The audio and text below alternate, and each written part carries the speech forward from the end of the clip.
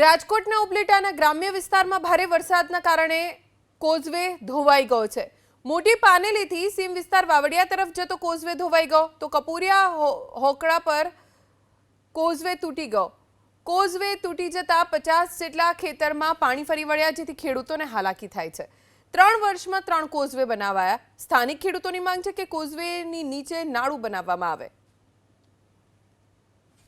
ग्राम्य पंथक में जे रीते अनराधार वरसाद वरसी गयो छे जेने लईने अनेक पुलोनुं धोवाण थई चूक्युं छे, त्यारे हूँ आपने मोटी पानेली गाममां आवेला क्रोजवेना दृश्य बतावવાનો प्रयत्न करी। आप जोई शको छो के અહીંથી જે વાવડિયા તરફ જે સીમ વિસ્તાર તરફ જવાનો આ ક્રોજવે છે તે ક્રોજવે સતત આ ત્રીજા વર્ષે તૂટી ગયા છે। તે અત્યારે ખેડૂતોને 50 થી 60 જેટલા ખેડૂતોને છે તે ભારે પરેશાનીનો સામનો કરવો પડી રહ્યો છે। આજે 6 દિવસ થયા છે તે ખેડૂતો છે તે પોતાના બળદગાડા અને ટ્રેક્ટર લઈ જઈ નથી શકતો અને ત્યાં પશુઓ છે તે અત્યારે તે એમને એમ અત્યારે ભૂખા તરસ્યા છે તે બેઠા છે। ત્યારે આપણે અહીંના જે ખેડૂતો છે તે ખેડૂતો સાથે પણ વાત કરવાનો પ્રયત્ન કરશું કે ખેડૂતોનું શું કહેવાનું છે।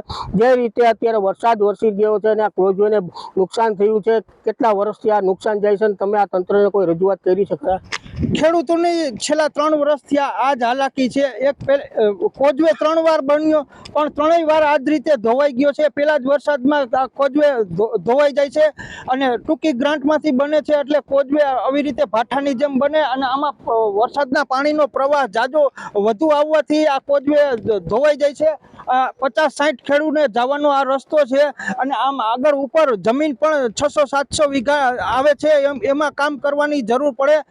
ખેતીમાં છાતીસર હાંકવા માટે બળદગાડા અને ટ્રેક્ટર બધું જ આ જ રસ્તેથી હાલે છે, પણ આમાં અટાણે કોઈ પોઝિશન એવી નથી કે આ સામે કાંઠે કે અમારા ખેતરોમાં હાથી હળ હાંકવા સારું બળદગાડા કે ટ્રેક્ટર આવી જાય શકે। ખાતરની ખૂબ જ જરૂર છે, પણ ખાતર અમે બાજુના ગામમાંથી અહીંયા અમારા ખેતર સુધી પહોંચાડી શકીએ એવો કોઈ આ રસ્તો નથી કે નથી અન્ય કોઈ બીજો રસ્તો। એ રીતે આ દર વર્ષે આ ક્રોજવે તૂટી જાય છે, છતાં પણ તંત્ર દ્વારા છે તે એમને એમ ધાબળા મારીને અને ફરીથી બનાવી આપવામાં આવે છે।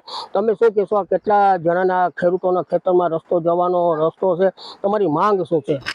અમારી માંગ છે કે આ દર વર્ષે તૂટી જાય, આમાં પાણી અનલોડ પાણી આવે છે, આમથી 10 કિલોમીટરથી પાણી આવે।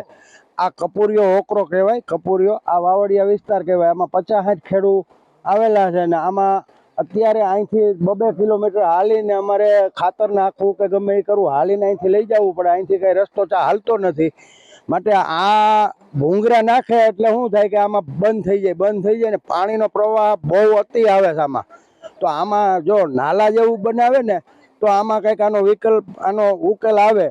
બાકી તો ભૂંગરા નાખીને 3 વાર કર્યું છે, 3 વાર તોડી નાખ્યું, 1 વરસાદ થાય, પાણીની આવક ખૂબ જ છે આમાં, એના હિસાબે આ બધાય તકલીફ થાય છે। અને બીજું શું છે કે અમારે આ બહુ અહીંથી છેટું થાય।